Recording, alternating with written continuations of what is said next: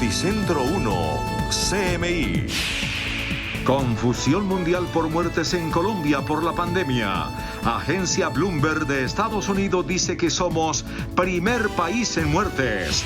Presidente Duque y ministro de Salud desmienten y denuncian desinformación.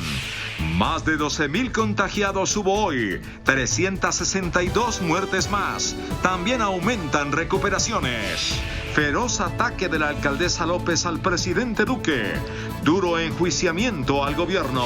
Férrea defensa de la Constitución, del sistema judicial y de las redes sociales hace expresidente Gaviria.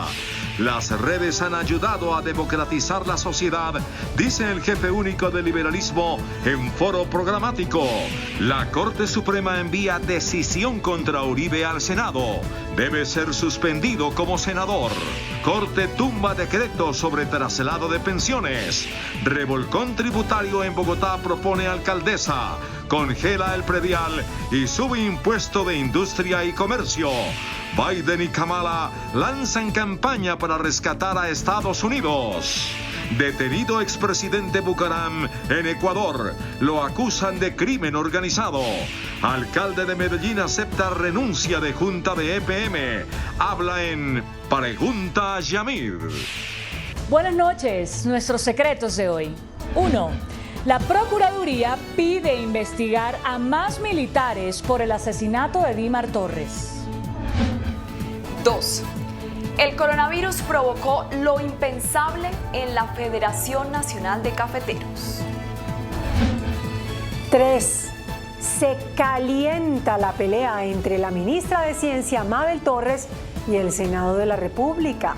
1, 2 y 3 al final de la emisión. Con Claudia Palacios y Margarita Ortega. Buenas noches. Hay confusión mundial en torno a la cifra de muertes que deja el coronavirus en Colombia.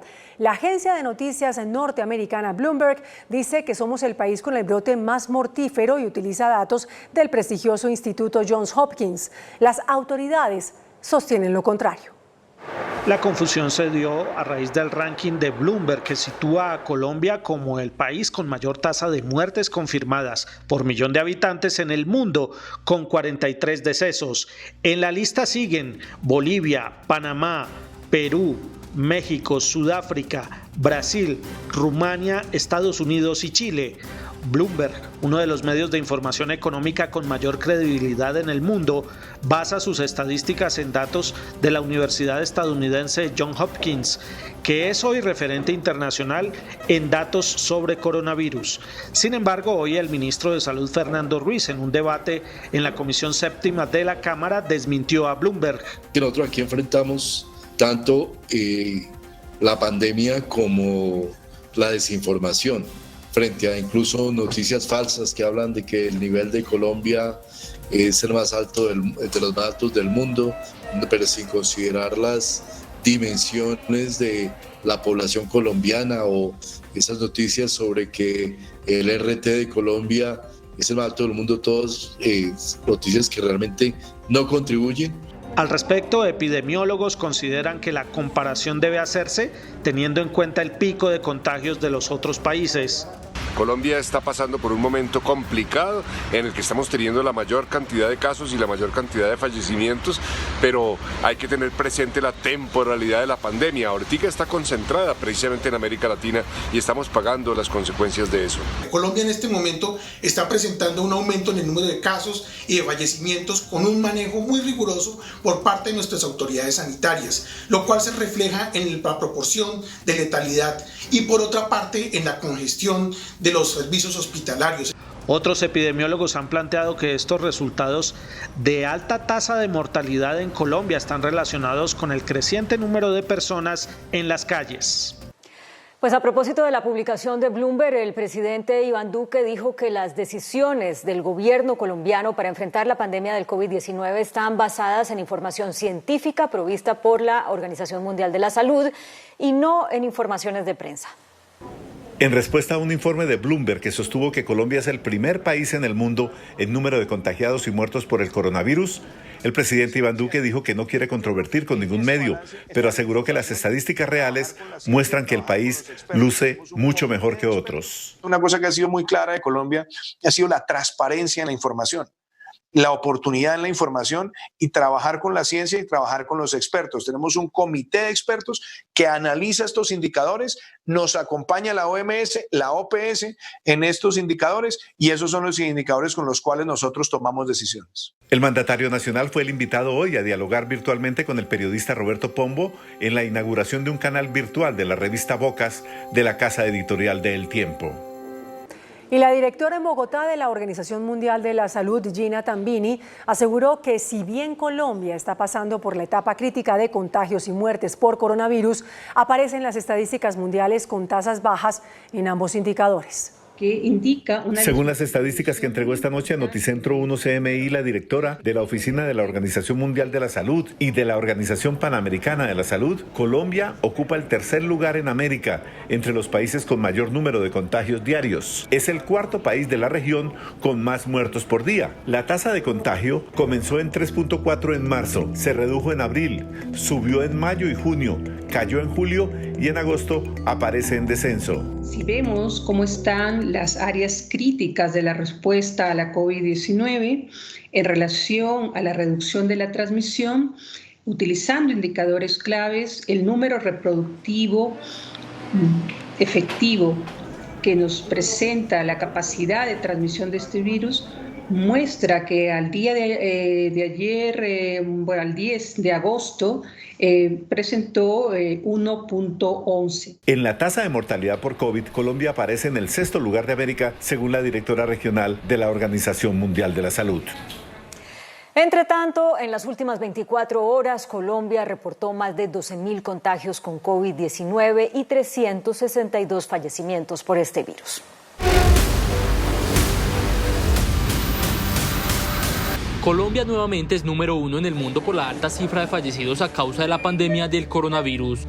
362 personas perdieron la vida, una cifra que por millón de habitantes ubica al país en el primer puesto. Decesos que se siguen dando en su mayoría en Bogotá. En solo 24 horas en la capital se confirmaron 115 muertes por COVID-19. En el país, 13.837 personas han muerto por la enfermedad. Estos resultados pueden relacionarse con un número de pacientes de mayor edad, 1, o 2, un número de pacientes con más comorbilidades asociadas. La cifra de infectados sigue en ascenso. Este miércoles se confirmaron 12.066 casos. Bogotá registró la mayor cifra con 4.115 contagiados. Seguido aparece El Valle y Antioquia. Por tercer día consecutivo se presentó la cifra más alta de nuevos recuperados. 9.358 colombianos que contrajeron en su momento el virus se recuperaron. La cifra en Colombia y durante la pandemia es de 239.785 recuperados.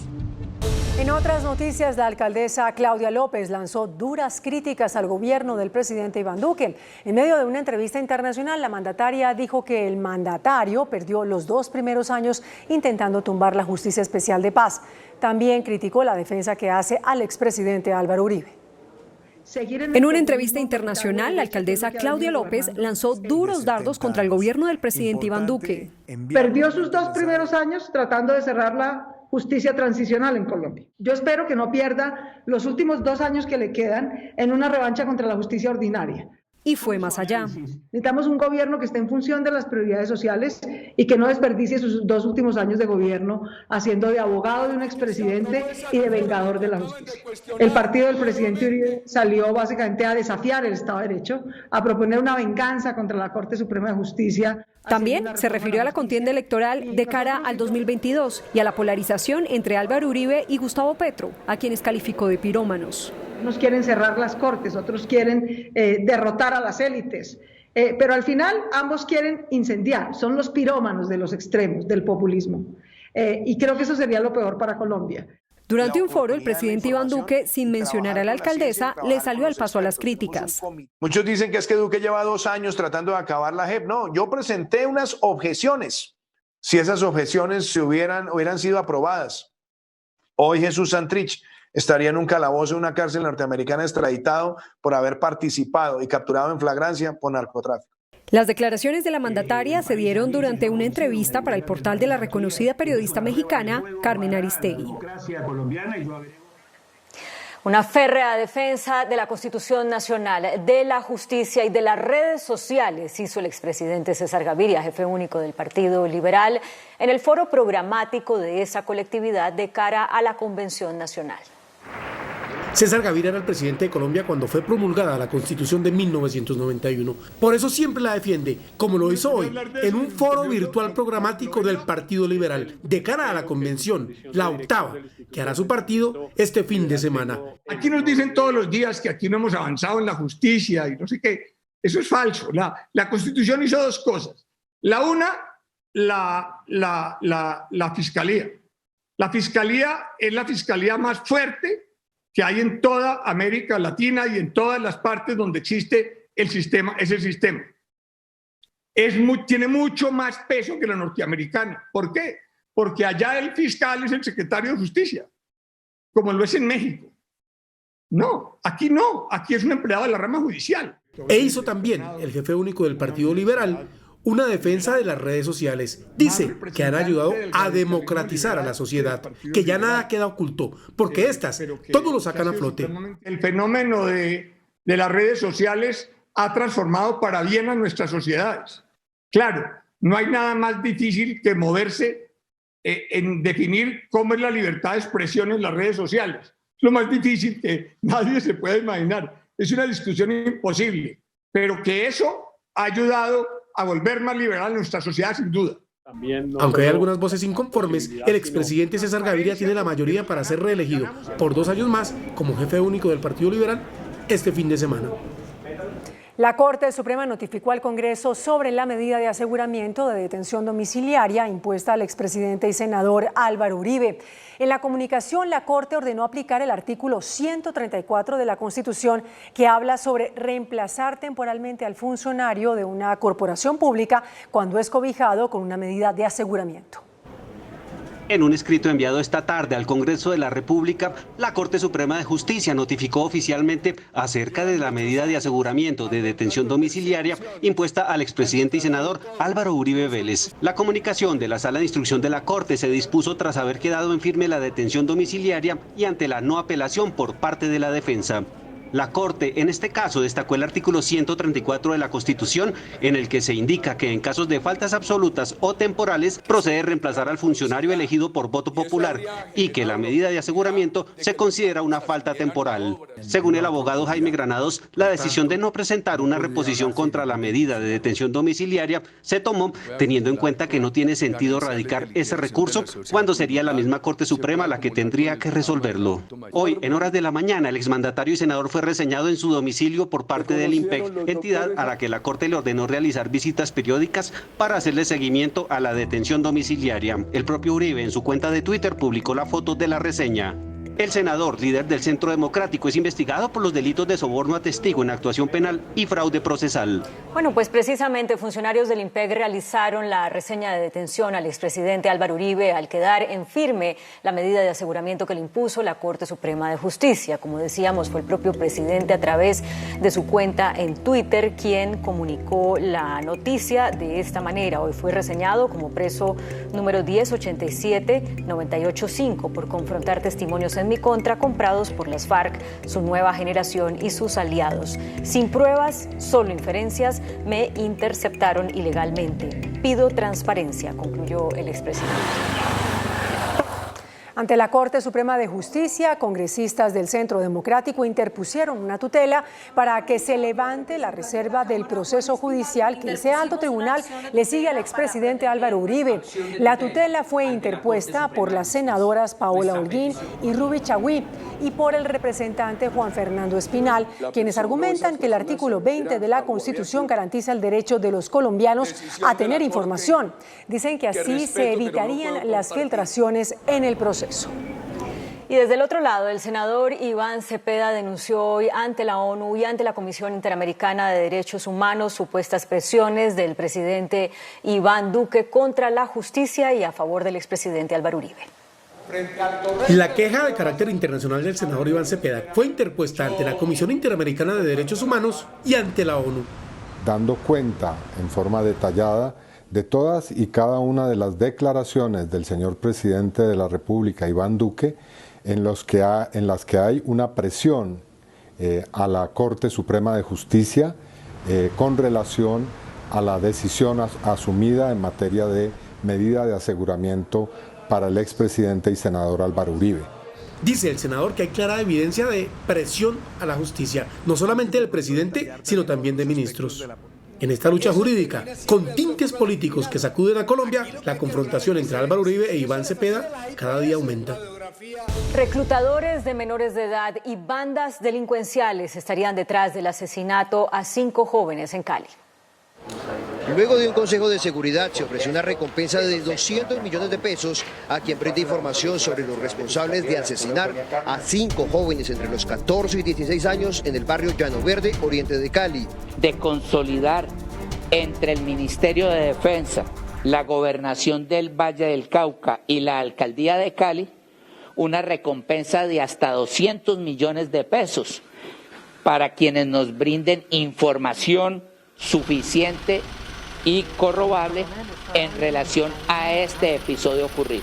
Las autoridades no descartan las versiones de la comunidad sobre la presunta responsabilidad de grupos armados organizados que delinquen en la zona utilizando a menores de edad. Organizaciones que están dedicadas a la extorsión, al hurto, a la instrumentalización de menores de edad, de adolescentes, niñas, niños, y esos delincuentes los estamos enfrentando, imputando ese mismo delito de utilización indebida. El presidente Iván Duque ordenó instalar un puesto de mando unificado para adelantar las indagaciones. Tiene que ponerse inmediatamente en marcha, en funcionamiento, un equipo especial de investigación, un equipo reforzado de investigación para avanzar en las averiguaciones que conduzca a la captura de los responsables. A Cali llegó en las últimas horas el director de Seguridad Ciudadana para coordinar todas las labores investigativas. Y 3 personas fueron asesinadas en zona rural del departamento del Cauca, entre ellas 2 menores de edad. 3 civiles fueron reportados como asesinados en el sector de La Mesa, zona rural de El Patía. Entre ellos hay 2 menores de edad, uno de los cuales fue atado de manos antes de fusilarlo.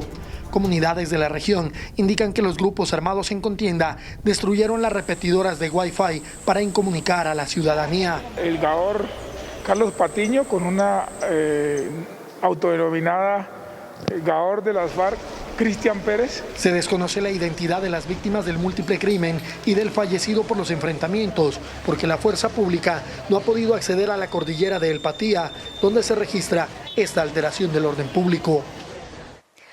Organizaciones defensoras de derechos humanos calificaron como aterradora la violencia contra los líderes sociales y de nuevo pidieron acciones más contundentes para garantizar su protección. Patrocinio Bonilla es la más reciente víctima de los continuos crímenes contra líderes sociales y defensores de derechos humanos. Fue asesinado en Alto Baudó, departamento del Chocó. Para el programa Somos Defensores se considera que en promedio cada 2 días está siendo asesinado un líder social en nuestro país. Consideran que el gobierno no ha reaccionado con suficiente contundencia frente a esta crisis. Tiene herramientas en la mano, tiene posibilidades de actuar, se requiere voluntad política. Se está llamando a una jornada nacional en contra de la violencia, de repudio y de exigencia de que se acoja al llamado de Naciones Unidas, del Consejo de Seguridad, a realizar un cese unilateral de hostilidades, respeto a la población civil. Según las cifras de las organizaciones no gubernamentales, este año han sido asesinados más de 150 líderes. La presidenta de la Justicia Especial para la Paz, Patricia Linares, aclaró que no existe ningún impedimento para la extradición a Colombia del ex jefe paramilitar Salvatore Mancuso y señaló que ese trámite es una responsabilidad exclusiva de la justicia ordinaria.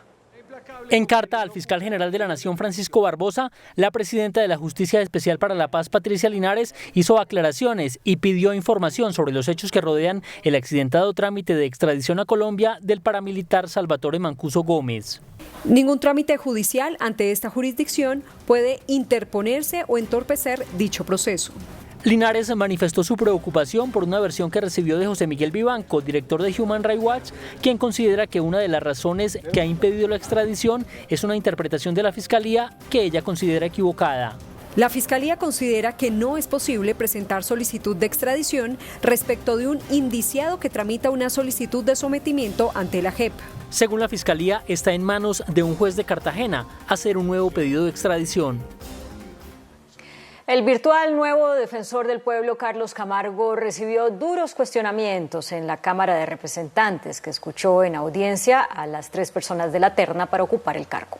Enorme agradecimiento. Durante una hora, la plenaria de la Cámara escuchó a Luis Andrés Fajardo, Miriam Martínez y Carlos Camargo, candidatos a la Defensoría del Pueblo. El virtual ganador, Carlos Camargo, enfrentó duros cuestionamientos por parte de la oposición. Al doctor Carlos Camargo, ¿cómo explica que en los audios del cartel de la toga usted salga mencionado en una conversación entre Alejandro León y Leonardo Pinilla sobre un tema en el que lo iban a ayudar? No nos prestaremos para legitimar la elección de un defensor que, fruto de una deplorable negociación política y no en función del país, lleve a la Defensoría a perder el rumbo por la cual ha sido concebida. Los partidos mayoritarios ratificaron su respaldo a Camargo. El Centro Democrático apoyará la candidatura del doctor Carlos Camargo Asís, quien consideramos cumple con todos los requisitos, calidades, conocimientos para poder obviamente cumplir cabalmente y desempeñarse como defensor del pueblo.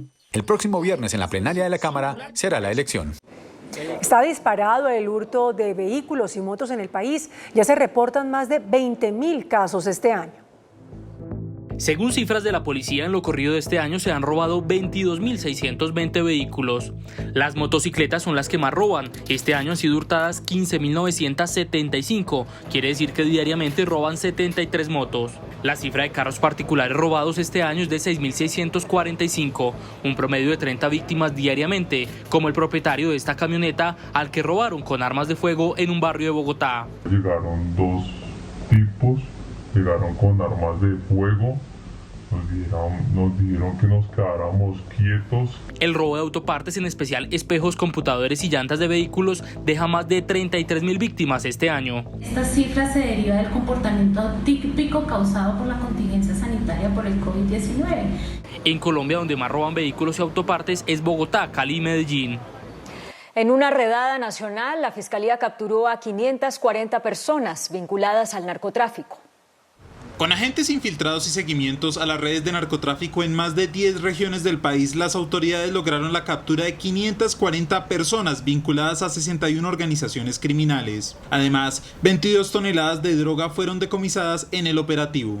Las organizaciones ilegales dejaron de percibir alrededor de 360.000 millones de pesos por la droga incautada. El fiscal general señaló que pese a las medidas de cuarentena, estas organizaciones seguían operando en zonas residenciales y parques. Las intervenciones judiciales permitieron liberar zonas públicas como parques, entornos educativos y áreas residenciales en las que la distribución de estupefacientes impactaba la seguridad ciudadana. Los operativos se adelantaron en regiones como Bogotá, Valle del Cauca, Nariño y Caquetá.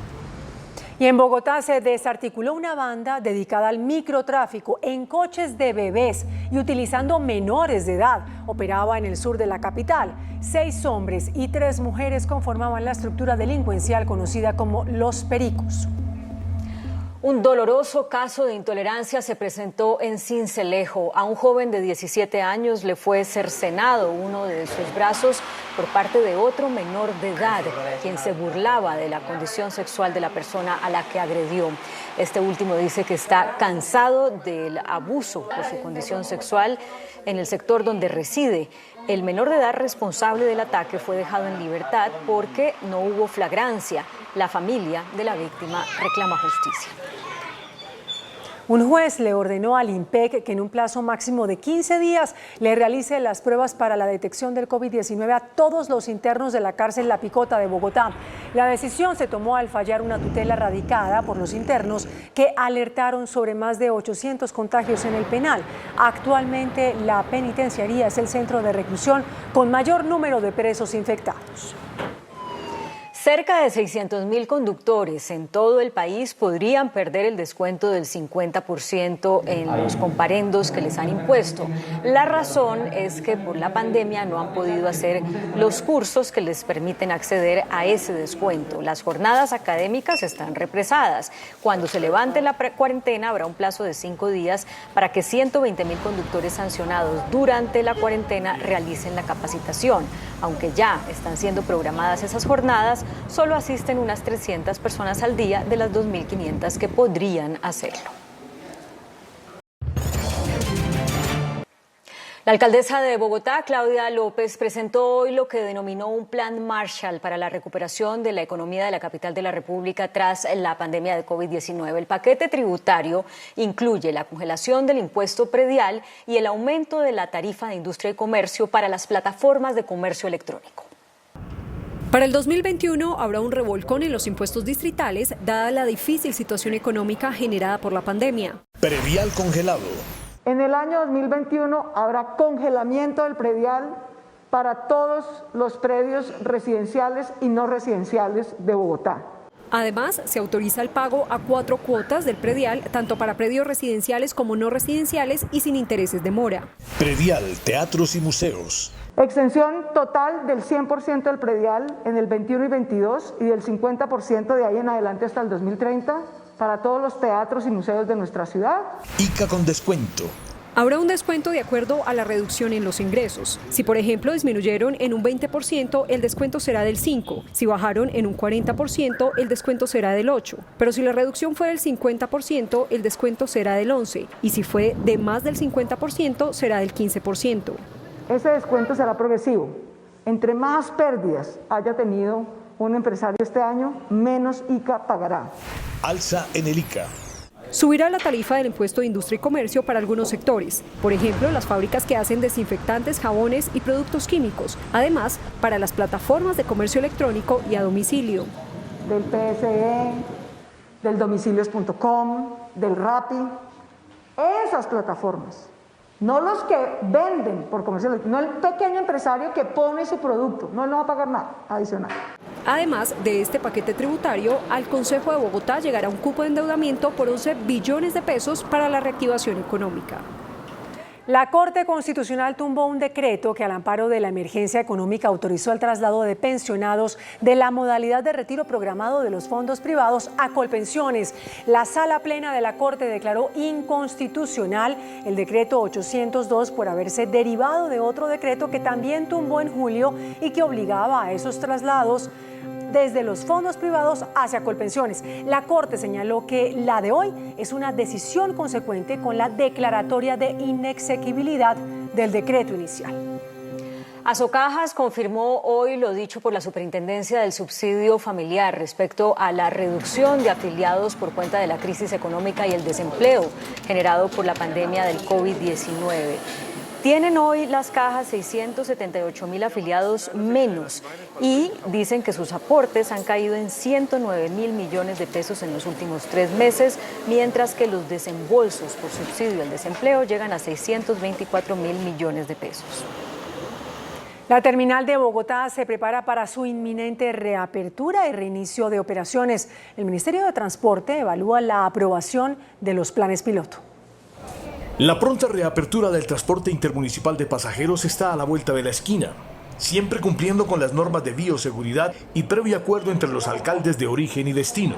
En este momento se están evaluando unas solicitudes que han llegado por parte de algunos gobernadores que se han trabajado con los alcaldes dentro de sus departamentos para hacer esta solicitud de apertura de rutas de origen y destino en los municipios que tienen la misma situación de COVID.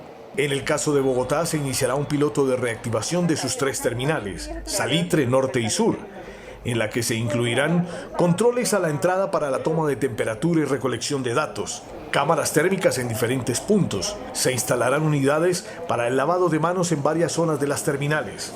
Es una gran noticia, ya que es el eje central del sistema de transporte en Colombia y permitirá que la demanda, que en este momento se ha perdido, pueda volver a recuperarse. Confiamos plenamente en esta entidad, en sus protocolos biosanitarios, su cerco epidemiológico. Conductores y pasajeros deberán usar tapabocas durante todo el viaje. Entre viajeros se deberá guardar una distancia mínima de 1 metro. Hasta el 20 de agosto tienen plazo las empresas para postularse al subsidio a la nómina que brinda el gobierno. Este subsidio es de 351.000 pesos por empleado. Para que las empresas lo puedan obtener, deben estar al día en el pago de seguridad social de sus trabajadores. Por su parte, el presidente de FENALCO, Jaime Alberto Cabal, urgió la aprobación en el Congreso de la extensión del programa de subsidio a la nómina hasta diciembre. Esta es la carta enviada por FENALCO al ministro de Hacienda, Alberto Carrasquilla, en la que pide con urgencia agilizar el proceso ante el Congreso de la República para ampliar hasta diciembre el programa de subsidio a la nómina. Para el gremio, se requiere de la medida para aliviar la situación financiera de las empresas, que a la fecha es dramática. Hacer una diferenciación entre las empresas que continúan cerradas o que han abierto tardíamente, los bares, los restaurantes, los hoteles, las líneas aéreas. El dirigente reportó más de 90.000 establecimientos con cierre definitivo por efecto de la pandemia. A julio se habían cerrado más de 90.000 comercios, 27.000 restaurantes y 36.000 bares. Es importante evitar que se sigan cerrando y tirar estas salvavidas. Cabe recordar que el programa de subsidio a la nómina concluye este mes. La Contraloría General y el Ministerio de Educación anunciaron la reactivación de 228 obras en escuelas y colegios que se encontraban paralizadas. De 251 proyectos de infraestructura educativa que estaban paralizados, la Contraloría General y el Ministerio de Educación lograron la reactivación de 228 entre colegios y escuelas nuevas, remodelaciones y modernización de instalaciones. El anuncio lo hicieron esta tarde el Contralor Felipe Córdoba y la Ministra de Educación María Victoria Angulo. Tenemos a la fecha 228 proyectos ya reactivados del total de 251 proyectos. Compromiso Colombia escogió 231. El 77%, óigalo bien, de la inversión en educación está aquí. Con estos proyectos, una vez entregados, se benefician 183.000 estudiantes de preescolar, primaria y bachillerato, según el Contralor y la Ministra. El presidente de la firma Radar, Camilo Herrera, afirmó que el consumo de los hogares sigue sufriendo por cuenta de la pandemia en un foro organizado por la Cámara de Comercio Colombo-Americana y el Canal 1. En el foro de la Cámara de Comercio Colombo-Americana y el Canal 1 se analizó el consumo de los hogares en el país. De acuerdo con la firma Radar, en julio del presente año el gasto sumó 70,5 billones de pesos, con un leve incremento del 1,9% que ratifica la afectación de los ingresos de los hogares durante la pandemia. Está lejos de ser comparable contra el del año pasado, pero lentamente se ha venido recuperando. Lo que pasa es que es más lento de lo que esperábamos. El mayor impacto se dio por el desempleo, el aplazamiento en el pago de la prima por parte de varias empresas y el menor uso de las tarjetas de crédito. Un menor pago de primas por parte de los empleadores a los empleados, uno porque se negoció así y dos porque ciertas personas perdieron su empleo. En julio favoreció la jornada del día sin IVA. Estalló un choque entre el gobierno nacional y algunas gobernaciones del país por el proyecto de ley para reformar la distribución de regalías. Después de la radicación en el Congreso del proyecto de ley que reglamenta la reforma al sistema general de regalías, varios gobernadores del país mostraron su preocupación al señalar que en la nueva distribución se dará una reducción en sus ingresos. Además, alegan la pérdida en la autonomía de los entes territoriales con la eliminación de las secretarías técnicas. Esto sí es realmente un atentado contra la descentralización y la autonomía de los territorios. Porque atenta contra la autonomía, la descentralización y el desarrollo armónico de las regiones consagrados en la Constitución Nacional. El gobierno defiende la iniciativa, pero está abierto al debate. Este proyecto de ley lo que busca es, obviamente, reemplazar la ley 1530 de 2012 que reglamentaba el acto legislativo de 2011. El proyecto de reforma se radicó con mensaje de urgencia. Gremios del sector de las energías alternativas pidieron la pronta reglamentación de varias normas para este renglón en materia de inversión.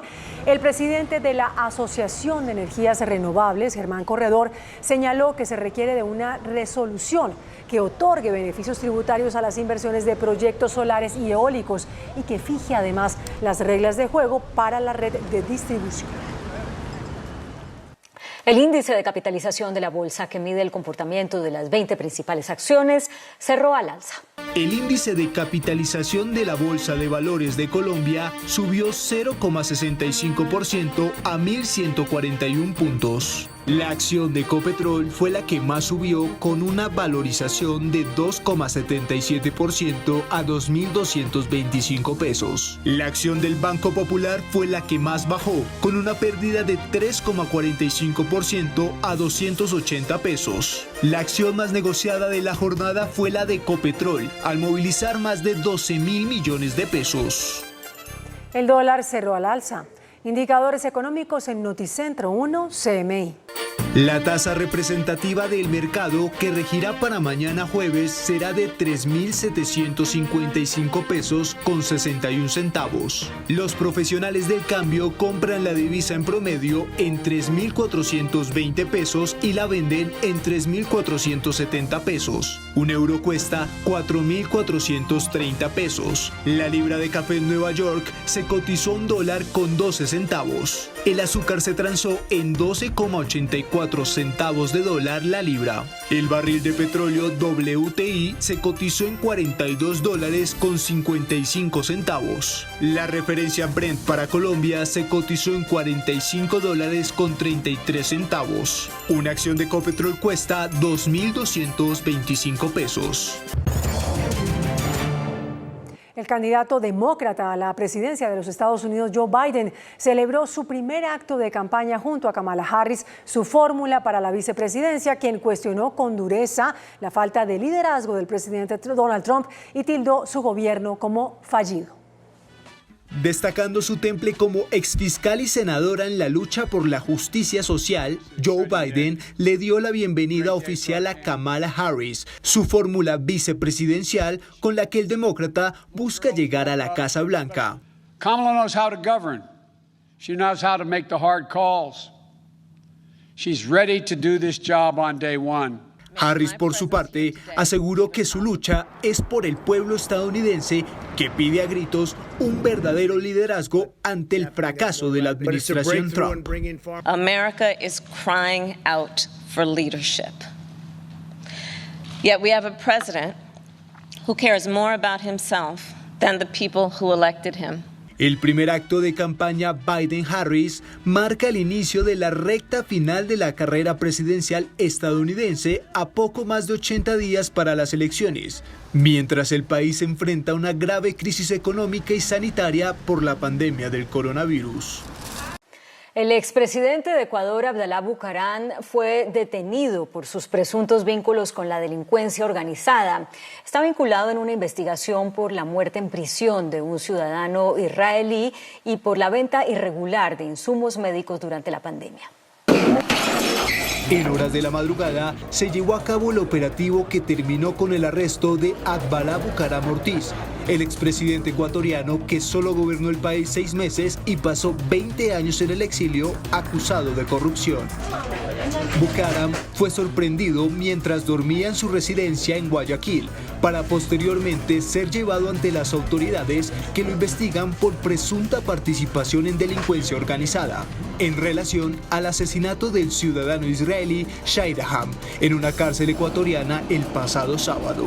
El homicidio se produjo después de que el extranjero relacionó al hijo del exmandatario, Jacobo Bucaram, en una trama de venta irregular de insumos médicos durante la pandemia del COVID-19 en Ecuador, por la que Abdalá Bucaram fue puesto en prisión domiciliaria desde hace unos meses. Mientras el mundo continúa la carrera para desarrollar una vacuna efectiva que combata el coronavirus, las compañías BioNTech y Pfizer demostraron que su anticuerpo produce una respuesta inmunológica. La candidata a vacuna desarrollada por las compañías Pfizer y BioNTech, hecha con ARN, ha demostrado inducir una potente respuesta inmunológica después de realizado un ensayo clínico preliminar con 45 adultos sanos de 18 a 55 años. Según esa investigación publicada hoy en la revista Nature, el fármaco llamado BNT62B1 demostró ser bien tolerado, aunque en los 7 días siguientes a la vacunación, algunos pacientes tuvieron efectos secundarios adversos como fatiga, dolor de cabeza y trastornos del sueño. Esta vacuna es la más prometedora de las 4 desarrolladas por las farmacéuticas estadounidense Pfizer y la empresa alemana BioNTech. Todas ellas están basadas en el ARN mensajero para provocar una respuesta inmunológica en el cuerpo. Ahora se preparan para comenzar la fase 3 de ensayos para demostrar su eficacia. Y el presidente de Estados Unidos, Donald Trump, también dijo que su país está cerca de aprobar una vacuna contra el COVID-19 tras firmar un millonario acuerdo con la farmacéutica Moderna. Horas después de que Rusia anunciara que tenía registrada una vacuna para combatir el coronavirus, Estados Unidos demuestra que no se queda atrás en la carrera para encontrar un anticuerpo. El país norteamericano firmó un acuerdo con la farmacéutica Moderna para adquirir 100 millones de dosis de su potencial vacuna para el COVID-19. Pleased to announce that we have reached an agreement with Moderna to manufacture and deliver 100 million doses of their coronavirus vaccine candidate. The federal government will own these vaccine doses. Washington invertirá más de 1.500 millones de dólares que le aseguren una rápida distribución del medicamento en caso de que reciba la aprobación. Y Rusia defendió su vacuna tras asegurar que las crecientes dudas sobre su seguridad no tienen ningún fundamento y anunció que las primeras dosis estarán listas en menos de 2 semanas. El Kremlin descartó el escepticismo y preocupación que genera en la comunidad científica la velocidad con la que desarrolló su vacuna, advirtiendo que las dudas que genera la investigación acelerada de una cura carece de fundamentos.